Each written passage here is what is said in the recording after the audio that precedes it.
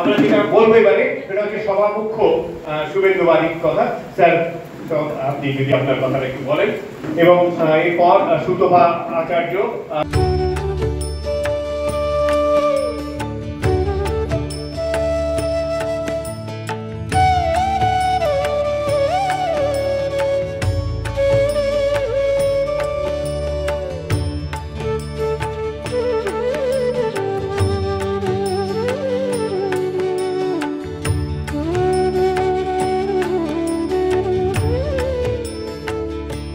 মঞ্চে এবং মঞ্চের সামনে সব বন্ধুদের নমস্কার জানাচ্ছি এবং কৃতজ্ঞতা জানাচ্ছি আমাদের এই সারস্বত সম্মাননা প্রদান অনুষ্ঠানে সবাই আসতে পেরেছে। যারা আসতে পারেননি তারা নিতান্তই শারীরিক কারণে। আজকের এই অনুষ্ঠানের দুটি পর্ব। প্রথমে আমরা আমাদের একান্ত আত্মজন অমর নস্কর অমরকে আমরা সারস্বত সম্মান জানিয়েছি। অনেকেই মনে করছেন যে অমরবাবু সারস্বত সম্মান পেলেন কেন? সারস্বত মানে শুধুমাত্র পড়াশুনো করে অনেকগুলো ডিগ্রি এবং অনেকগুলো বই লিখলেই সারস্বত হওয়া যায়, এটা কিন্তু ধারণা সঠিক নয়। সারস্বত তাকেই বলবো যিনি সত্যি সত্যি আমাদের অর্থাৎ যারা পাঠক তাদের কাছে সারস্বত বোধ জাগাতে সাহায্য করে। এই বোধ অমর জাগিয়ে যাচ্ছে অনেক বছর ধরে। তার সাইকেল নিয়ে সে বিষ্ণুপুর, ফলতা, বজবজ ছাড়িয়ে ক্যানিং পর্যন্ত, আর এদিকে কলকাতার দক্ষিণ অংশ দক্ষিণ পশ্চিম অংশ পুরোটাই সে কভার করে। এবং যে কথা ডক্টর সুখ বললেন যে ঘটনাগুলো, প্রত্যক্ষ ঘটনাগুলোকে আমাদের সামনে তুলে ধরেন এবং সেই ঘটনাগুলো আমাদেরকে ভাবতে, ভাবিত হতে সাহায্য করে। কোথাও সমঝোতা করে কিছু পরিবেশন করার মানসিকতা অমরের নেই। ডক্টর মজুমদার কথা বলেছেন এবং সত্যি তাই। ওর জীবনী শক্তি সম্পর্কে যে কথা ডক্টর মজুমদার বলেছেন এটা সত্যিই ভাববার। একদিন ওখান থেকে বম্বে থেকে ফিরে আসার পরে ও একদিন আমার বাড়িতে চলে সাইকেল, আমি বিস্মিত হয়ে গেছি। ও আগে বলে যে আপনি কি বাড়িতে আছেন? আমরা হ্যাঁ। তুমি কি আসছো? জবাব দিল না, কিন্তু অন্য সময় জবাব দেয়, সেদিন দেয়, চলে এলো। আমি বিস্মিত হয়ে গেছি, তুমি সাইকেল করে সরকার বলতে চলে এলে না? হ্যাঁ। তুমি চা খাবে? হ্যাঁ। মিষ্টি খাবে? হ্যাঁ। তুমি সব কিছু পাচ্ছ? হ্যাঁ পাচ্ছি। এই যে ব্যাপার, সত্যি কথাই যে কোথাও ক্যান্সার সংক্রান্ত বিষয়ে যদি আমাদের সচেতনতার শিবির হয়, সেখানে কিন্তু অমর এক উদাহরণ হিসেবে দাঁড়াতে পারে নয়, উদাহরণ। আমার এই জীবনী শক্তি আরো অদ্ভুত ব্যাপার। আমাদের একটা জেনারেল কমিটির মিটিং ছিল ওই মেলার এবছরে, তাতে ওকে বারবার বলছি তোমার আসার দরকার নেই, ও এসে গেল। সেদিন ও বক্তৃতা দেবে, আমি ওকে বারণ করলাম বক্তৃতা দিতে হবে না, তুমি যা বলবে লিখে দাও, পড়ে দিচ্ছি। অমর হচ্ছে এই বইমেলাকে এত ভালোবাসে। বইমেলাকে কেন? ও যত প্রতিষ্ঠানের সঙ্গে ও যুক্ত, সব কটিকে সমান চোখে দেখে, এটা একটা বড় ব্যাপার। অমরের কত গুণ সে বলে বোঝাতে পারবো না। ছড়া লিখে যাচ্ছে, যে কথা বলেছেন যে হ্যাঁ কোথাও কোথাও হয়তো ছন্দে বা শব্দের প্রয়োগে ত্রুটি থাকছে, কিন্তু সে ত্রুটি এমন কিছু না।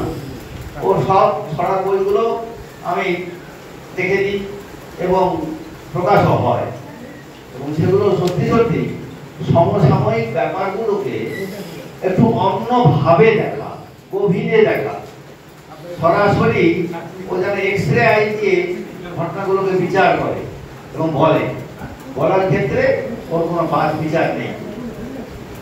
দ্বিতীয় অংশে ডক্টর সুর যেভাবে সাংবাদিকতার সঙ্গে সাহিত্যের যে সম্পর্ক, সেটা বিখ্যাত গ্রন্থকারদের কথা উল্লেখ করে বললেন বটে, কিন্তু আসলে উনি ওর বক্তব্যকে প্রতিষ্ঠা করার জন্য ওগুলো সাহায্য নিয়েছেন মাত্র। কিন্তু উনি নিজে যে কত বড় সাংবাদিক, এবং সেই সঙ্গে সঙ্গে ওর পরিচালনাগুলো যদি লক্ষ্য করেন তাহলে দেখবেন দু চারটে কথা বলছেন অন্যকে বলার আগে, অন্যকে যেমন ডাকছেন তার আগে দু চারটি কথা বলছেন, কিন্তু সেই কথাগুলো খুব তাৎপর্যপূর্ণ। এই যে তাৎপর্যপূর্ণ এই ব্যাপারটা কিন্তু সাহিত্যের প্রাথমিক শর্ত। সাহিত্য তো শুধুমাত্র বর্ণনা করে না, সাহিত্য ভাবায়, এবং যিনি লিখছেন তিনি যেমন লিখে তার ভাবনাকে প্রকাশ করছেন, তেমনি যিনি শুনছেন বা পড়ছেন তিনি সে ভাবনার শরীক হয়ে যাচ্ছেন। এই শরীক হতে পারছেন তখনই যদি সে কথার মধ্যে তাৎপর্য বা ভাবনার জিনিস থাকে। স্নেহাশিস সুর ওই পরিচালনার সময় দেখিয়েছেন কেমন করে পরিবেশন করতে হয়। পরিবেশন নৈপুণ্য সাহিত্যের আরেকটি বড় গুণ, যেটা বারবার উনি প্রসাদ গুণ বলছেন, সেই প্রসাদ গুণটা কিন্তু পরিবেশন নৈপুণ্যের উপরেই নির্ভর করে। সুতরাং উনি যতই বলুন না কেন যে আমি সাংবাদিক মাত্র, সাহিত্যের কিছু বুঝি না, সাহিত্যের সঙ্গে আমার সম্পর্ক তেমন কিছু নেই, আমরা সেটা আমি মানছি না। দুজনকেই ধন্যবাদ, কৃতজ্ঞতা, এবং সবচেয়ে বেশি কৃতজ্ঞতা জানাচ্ছি আমার বন্ধুদের সামনে যারা বসে আছেন, তারা আজকে আমাদের ডাকে সাড়া দিয়েছেন, তারা এতক্ষণ আছেন, তারা যারা আসতে পারেননি তারা ফোন করে বলছেন যে কেন আসতে পারছেন না। এই জিনিসটা স্বপন, অসিত, অবিনাশ, কীর্তিমান এরা তৈরি করে ফেলেছে, স্বরূপ এরা তৈরি করে ফেলেছে।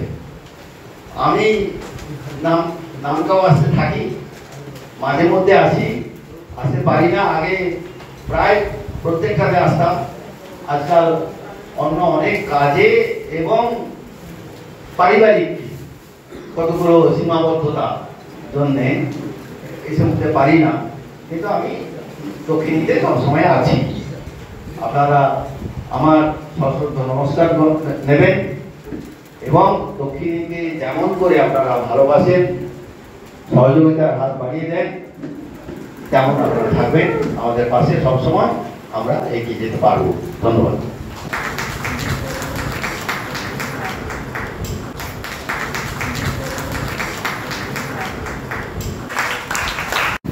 আমরা এবারে সমাপ্তি সঙ্গীত চলে এসো।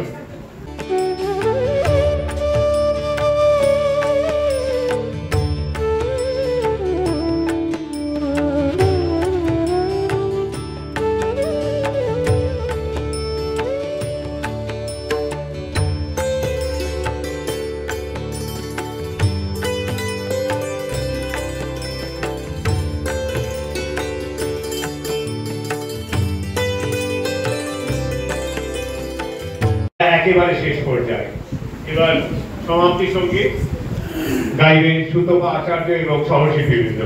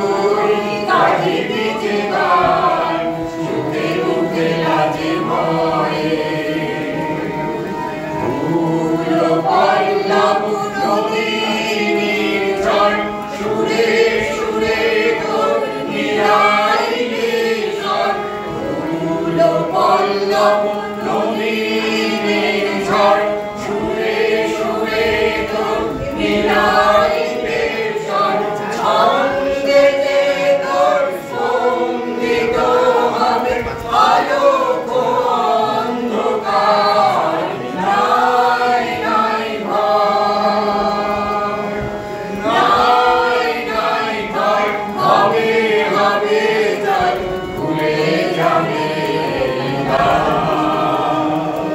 ভুলে যাবে নাই নাই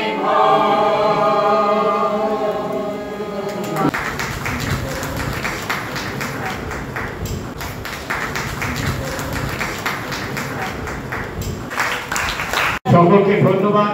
এতক্ষণ ধরে আমাদের এই অনুষ্ঠানে উপস্থিত ছিলেন। আমাদের অনুষ্ঠান এখানে শেষ হলো। আশা করছি ভবিষ্যতেও এরকম করে আপনারা আসবেন এবং আপনাদের সাহায্যের হাত বাড়িয়ে দেবেন।